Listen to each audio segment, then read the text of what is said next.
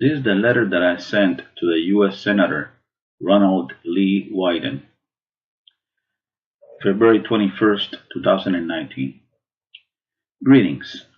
My name is Nisin R. Lopez. I'm a 43-year-old Cuban-American artist based in Miami, Florida, and I also happen to be a targeted citizen, a victim of organized community harassment sponsored by law enforcement and the intelligence community. I'm talking here about a secret, long-term, unconstitutional surveillance program designed to neutralize outspoken, politically incorrect freethinkers that are designated as enemies of the state, even if they are innocent, harmless, law-abiding citizens that pose no real threat to anyone. You might be saying to yourself, what exactly is organized community harassment, right? Basically, the target is systematically harassed in an organized fashion by civilians that are recruited by the so-called authorities. These agent provocateurs will use all kinds of unethical means in order to intimidate the target every time he is in the general public. I'm talking, for example, about acts of provocation, choreographed street theater, noise campaigns, mimicking, rude behavior, verbal breakdown, invasion of space, engineered collisions, orchestrated synchronicities, entrapment, etc. All kinds of horrible things. The idea behind this harassment campaign is to cause a nervous breakdown in the long run, to destroy the isolated target emotionally and psychologically through negative aversive stimuli and dark neurolinguistic programming. The target is harassed 365 days a year, 24/7, no matter where he goes. I'll give you a practical example. On February 19th, 2019, I posted a video in YouTube exposing a specific aspect of the targeted individual program. The name of the video is Surveillance State Targeted Individual, Episode 10. The folks in the Fusion Center who got me under constant surveillance, they saw this presentation and decided to retaliate against me. On the afternoon of February 21st, 2019, I took bus number 1, the southbound route, in the Cutler Bay area, Miami-Dade Transit. I took bus number 1 in order to get to Walmart. There was a particular passenger, a Cuban guy in his late 40s, possibly an ex-convict. He was being loud, and he was saying all kinds of profanities, very loud actually. And the bus driver didn't say shit to him. Coincidentally, he got off the bus at bus stop number 03181, which was my stop. I was supposed to get off at that particular stop, because I was going to Walmart. This is by Southwest 112th Avenue, Alapata Road. When I was in the process of exiting the bus, the guy sort of looked at me and said, "What's up? What the fuck?" He said this to me in Spanish. I asked him if he was speaking to me, and he said yes. Then he continued insulting me openly, uttering all kinds of obscenities. He cursed me out, he called me names, I've done absolutely nothing to this guy, and he was insulting the hell out of me, It was clear to me that this citizen on patrol was trying to trigger an emotional response. He was trying to provoke a street fight. Now, why was he doing this? Well, he had been recruited by the criminal enterprise known as the Miami-Dade Police. They probably gave him some cash and some gift cards, This is the compensation for being a good domestic terrorist, This incident took place as I already mentioned, on February 21st, 2019, by the bus stop number 03181 by Southwest 112th Avenue Alapata Road, right next to the Regions Bank, exactly at 1:24 p.m. in Cutler Bay, Florida. Not too far, because, not too far from the Miami-Dade Police Department South District Station. Very interesting. We're talking here about a covert operation that had been carefully, and I cannot emphasize that enough, carefully orchestrated.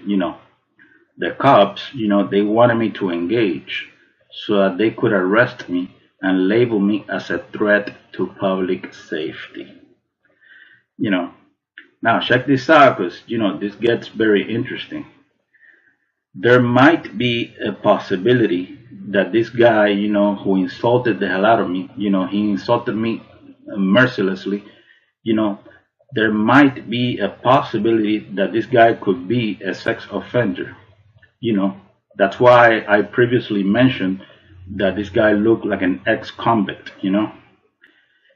On February 21st, 2019, inside bus number 1, I saw this guy with my own eyes touching an old man inappropriately. Inside the bus. He touched the old man's thigh as he spoke to him. This is on video. Don't believe me. If you can check out the video footage inside bus number 1 on February 21st, 2019, around 1:20 p.m. or something like that, this shit is on video. So, these are the kind of people that the Miami-Dade police is recruiting in order to mess with innocent, harmless, law-abiding citizens like myself. It is more than clear to me that this guy that was trying to provoke me is this guy has to be a criminal. The former FBI agent Gerald Susby, an honorable man who ended up as a targeted individual, he knows what it's like to be provoked by thugs that have been recruited by the authorities. I'm talking here about entrapment. Basically, they send you agent provocateurs that will insult the hell out of you, hoping that you retaliate. Then the cops come in and they arrest you. Woo! Not so long ago, the former NSA intelligence analyst Karen Stewart stated in an interview that the command center for organized community harassment is the fusion centers. She also stated that the agent provocateurs are enlisted through InfraGard. What is InfraGard? Is it not the FBI? So yeah, it is clear that the government is behind this takedown program. Now, as far as this criminal, this guy that was trying to provoke me, that was insulting the hell out of me for no reason, it would be easy to identify this citizen on patrol surveillance role player who was trying to agitate me on the afternoon of February 21st, 2019. Bus number 1 has cameras inside and outside.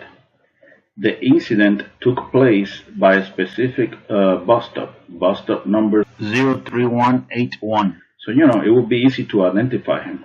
Plus, the bus driver, a Cuban guy who's probably in his early 50s, he knows this guy personally, So, this agent provocateur, this domestic terrorist, I'm sure I don't have any evidence to prove it, but I know for a fact that he received a phone call from somebody who is affiliated with law enforcement prior to 1:24 p.m. The incident took place at 1:24 p.m. when he started provoking me. So before that, at some point, he got a phone call from these people, and that call is registered in a database that cannot be erased. As I already mentioned, the incident took place at 1:24 p.m., so they probably called him around 12:45 p.m. Who called him? as I mentioned before, somebody affiliated with law enforcement and the intelligence community. You know, maybe the call came from the Southeast Florida Fusion Center, the Homeland Security Bureau, Southeast Florida Fusion Center, headquarters for the Miami-Dade Police Department. Maybe, I don't know. I would love to see the Department of Justice contacting the Miami-Dade Police concerning this incident. I would like to see the Department of Justice asking them why they are terrorizing me on a daily basis. I'm sure that the cops are gonna say that they are patriots and heroes serving a noble cause. That I am either, a terrorist, a serial killer, or a sex offender, and that they're doing something good for society or whatever. Well, if what they're saying is true, you know, why don't they arrest me? This organized community stalking harassment has been going on since January of 2011, until now. We're in 2019. We're talking about years here. This is some shit that has been going on for years, The folks in law enforcement and in the intelligence community who are behind the targeted individual program, they know very well that this multi-layered interagency program is going to be shut down eventually. This is why they need to incarcerate targeted individuals like myself under a false narrative. They are desperate.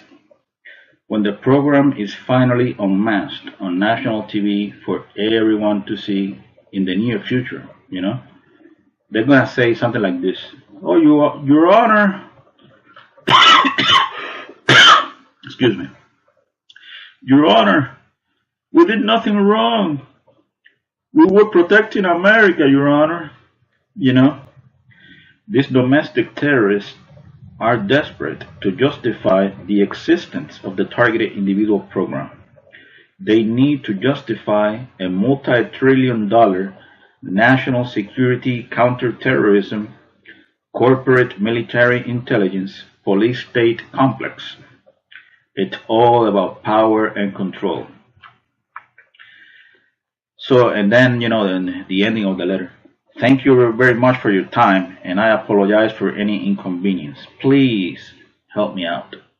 Help me expose these criminals that are shielded from legal culpability. Thank you again. Bye.